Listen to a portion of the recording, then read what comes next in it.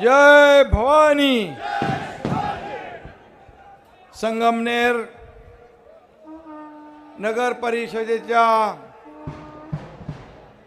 नगराध्यक्षपदाच्या उमेदवार सुवर्णाताई संदीप खताळ आणि त्यांच्या सोबत असलेलं 30 लोकांचं पॅनल, ही अख्खी टीम आहे आणि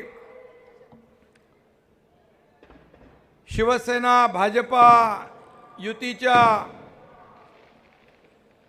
या सर्व उमेदवारांना येत्या 2 तारखेला आपल्याला धनुष्यबाण आणि कमळासमोरचं बटन दाबून यांना विजयी करायचं आहे। आणि त्या एक पेट्रोल पंप पण आहे आणि टीव्ही पण आहे, आपल्या कामाची आहे।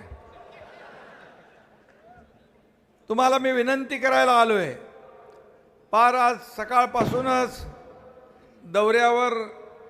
दौरे होते आणि तुम्हाला देखील इथं वाट बघायला लागली, त्याबद्दल आपली माफी मागतो, आपली दिलगिरी व्यक्त करतो।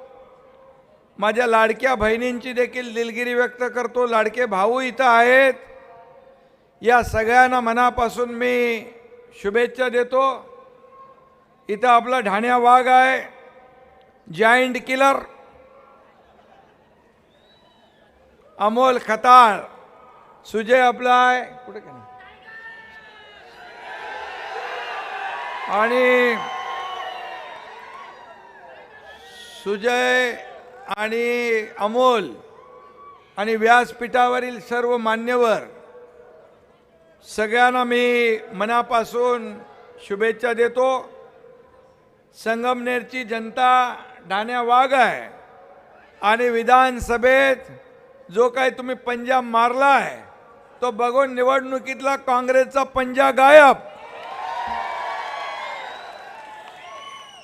एक डायलॉग आहे ना अमिताभचा, एक ही मारा लेकिन सॉलिड मारा। आता बघा, इथून गायब झालाय, सगळीकडून गायब आहे आणि म्हणून मेणबत्ती लावून शोधायची पाळी येईल, हा या ठिकाणी मी विश्वास व्यक्त करतो। संगमनेरच्या जनतेने पाठीत एकच बुक्का मारला की सगळं गपगार झालंय ना। 40 वर्ष सत्ता भोगून आता सगळे थंड पडलेत आणि म्हणून या ठिकाणी आता ढाण्या वाघाचा वावर सुरू झालाय ना। संगमनेरमध्ये परिवर्तनाचे वारे वाहू लागलेत। तुम्ही सगळ्यांनी महायुतीचा उमेदवार अमोल खताळ याला विजयी केल्याबद्दल आपल्याला धन्यवाद देतो, आपले आभार मानतो। राधाकृष्ण विखे पाटील साहेबांच्या मार्गदर्शनाखाली या ठिकाणी अमोल खताळ काम करतायत आणि सुवर्णाताई खताळ या शिवसेना भाजपा महायुतीच्या नगराध्यक्षपदाच्या उमेदवार आहेत आणि म्हणून मी आपल्याला विनंती करायला आलोय, मी आपल्याला या ठिकाणी आश्वासित करायला आलोय की गेले 40 वर्ष ही संगमनेर कोणाकडे होती? काँग्रेस। आणि वर्षानुवर्ष मक्तेदारी संपून टाकली त्या अमोल खताळने आणि या निवडणुकीत देखील आपल्याला त्याची पुनरावृत्ती करायची आहे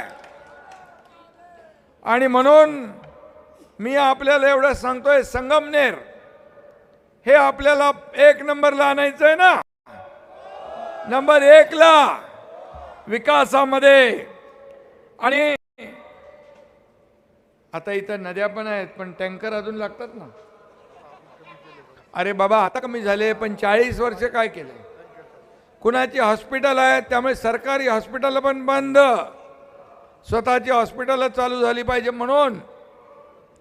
आणि म्हणून 40 वर्ष राजकारणाचा अड्डा म्हणून नगर परिषदेचा ज्यांनी वापर केला त्यांना धडा शिकवायचा आहे ना।